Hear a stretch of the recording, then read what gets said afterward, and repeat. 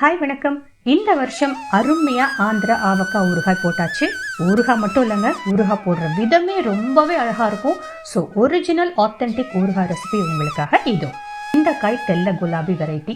காயை பறித்து தண்ணியில் போட்டு நல்லா கழுவி தொடச்சி ஆற விட்டு வேணுங்கிற சைஸ்க்கு வீட்லேயும் கட் பண்ணலாம். வெளியில் ஒரு காய் 5 ரூபாய் கொடுத்தும் கட் பண்ணி வாங்கி வச்சுக்கலாம். காற்றுல நல்லா ஈரப்பதம் இல்லாமல் காயை வச்சு எடுக்கிறது ரொம்ப ரொம்ப முக்கியம். வீட்டில் எந்த பாத்திரம் வேணாலும் அளவுக்கு எடுத்துக்கலாம். எங்களுக்கு இந்த பாத்திரத்தில் 18 கிலோ வந்தது. இப்போ நான் உங்களுக்கு 1 kg அளவுக்கு மெஷர்மெண்ட் சொல்கிறேன், நோட் பண்ணிக்கோங்க. 1 கிலோ கட் பண்ண மேங்கோ பீசஸ்க்கு 200 கிராமுக்கு ஒரு கைப்படி கம்மியாக உப்பு, 200 கிராம் காரம், வெந்தய பொடி 1 டேபிள் ஸ்பூன், 150லேருந்து 200 கிராம் வரைக்கும் கடுகு பொடி, பூண்டு 1-2 பச்சையாக அரைச்சது 200 கிராம், முழுசாக சேர்க்குற பூண்டு எவ்வளோ வேணால் சேர்த்துக்கலாம். எல்லாத்தையுமே ஃபஸ்ட்டு பொடியாக நல்லா கலந்து விட்டுக்கணும். வெந்தய பொடியோடு சேர்த்து முழு வெந்தயமாகவும் சில பேர் சேர்த்துப்பாங்க. சில பேர் நல்லெண்ணெய் யூஸ் பண்ணுவாங்க. ஆனால் கடலெண்ணெயில் தான் ரொம்பவே டேஸ்ட் டிஃப்ரெண்ட்டாக அருமையாக வரும். 1 kgக்கு 1/2 லிட்டர் எண்ணெய் கண்டிப்பாக பிடிக்கும். எண்ணெயில் மாங்காய் பீசஸை ஃபஸ்ட்டு போட்டு எடுத்து கலந்து அதுக்கப்புறமா சேர்ப்பாங்க. அப்போ தான் நல்லா ஒட்டி ஊறுகாய் நல்லா ஊறி வரும். ஊறுகாய் போடுறது இங்கே ஒரு பெரிய விசேஷமாக நடக்குங்க. எல்லாருமே பார்ட்டிசிபேட் பண்ணுவாங்க. இந்த ட்ரெடிஷனை ரொம்ப டிவைனாக ஃபாலோ பண்ணுவாங்க.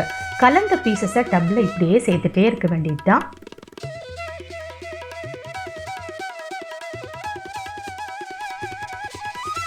இப்படி மூடி போட்டு 3 நாளைக்கு அதை டிஸ்டர்ப் பண்ணாமல் வச்சிடணும்.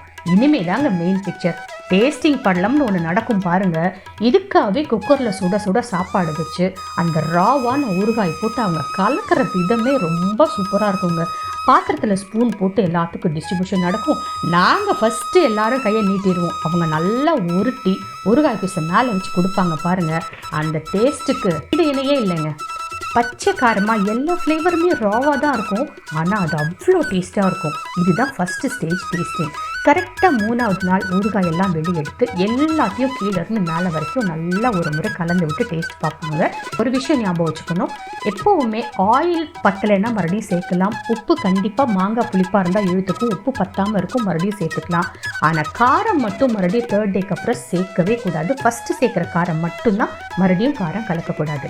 ரைஸோட ஒரு முறை ஃபைனலாக மறுபடியும் டேஸ்ட் பார்த்துட்டு எல்லாருக்கும் டிஸ்ட்ரிபியூட் பண்ணிவிட்டு பேக் பண்ணி ஃப்ரிட்ஜில் வச்சு 1 வருஷம் வரைக்கும் என்ஜாய் பண்ணுவாங்க.